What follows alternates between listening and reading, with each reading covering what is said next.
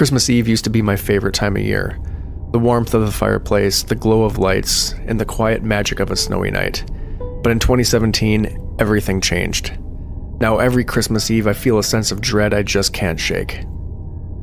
It started late that night. My parents had gone to bed, leaving me downstairs to finish wrapping presents in the living room.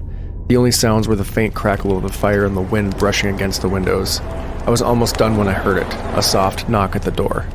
At first I thought it might be the wind rattling the house, but the knock came again, louder this time. Knock, knock, knock. I froze, scissors still in hand, and stared at the door. We lived in the countryside far from any neighbors, and visitors at this hour were unheard of. Slowly I got up and crept to the door, leaning close to the peephole. A man stood on the porch. He was bundled in a heavy coat, his face obscured by a scarf and hood. He raised a gloved hand and waved almost too casually. "Sorry to bother you," he said. His voice was muffled but steady. "My car broke down a little ways up the road. Can I come in and use your phone?"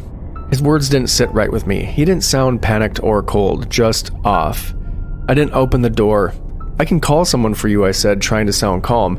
No, that's okay," he replied quickly. "It's freezing out here. Just let me in for a second." The way he said it, almost demanding, made my skin crawl. Something about the situation didn't add up. I stepped back from the door, my heart racing. That's when I noticed something through the living room window. There were no tire tracks in the snow on the road or the driveway. If his car had broken down, how had he gotten here? I turned off the living room lights and peeked through the curtain. He was still on the porch, staring at the door now. His hands were buried in his pockets. Then, without warning, he stepped off the porch and vanished into the darkness. Panicked, I ran upstairs to wake my parents. My dad grabbed a baseball bat while my mom called 911. As they tried to calm me down, a loud crash came from the back of the house. The sound of shattering glass echoed through the quiet. "He's inside," I whispered, barely able to get the words out. We locked ourselves in my parents' bedroom and waited. The minutes dragged as we heard heavy footsteps moving through the house. The creak of the stairs told us he was getting closer, but then they stopped abruptly. Moments later, flashing red and blue lights lit up the snow outside and the police burst in. The man was found hiding in our basement. He had broken a window to get in, and when the police searched him, they found duct tape, rope, and a large knife.